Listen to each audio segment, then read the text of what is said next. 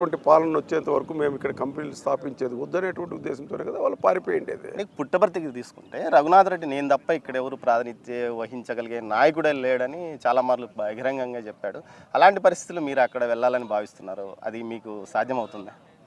Brother, ఎవరెవరి అభిప్రాయాలు వాళ్ళకు ఉంటాయి, ఎవరెవరి ఆలోచనలు వాళ్ళకు ఉంటాయి, ఎవరెవరు చెప్పుకునే ధోరణి వాళ్ళు చెప్పుకుంటూ ఉంటారు.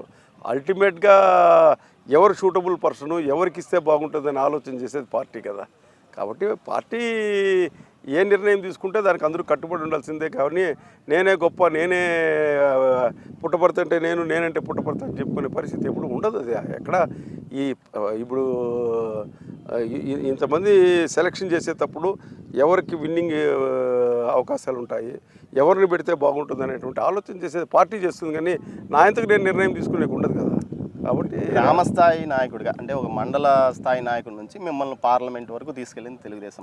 కానీ బీసీలు తెలుగుదేశం పార్టీతో లేరు, కేవలం వైకాపాతో ఉన్నారని ఒక ప్రచారం జరుగుతుంది. ఇది నిజమేనంటారా? బ్రదర్, బూచి చూపిస్తున్నారు బ్రదర్. ఒక బీసీ బూచి చూపించి ఓట్లు కొల్లగొట్టాలనేటువంటి ప్రయత్నం గతంలో జగన్మోహన్ రెడ్డి కొంతవరకు సక్సెస్ అయ్యాడు.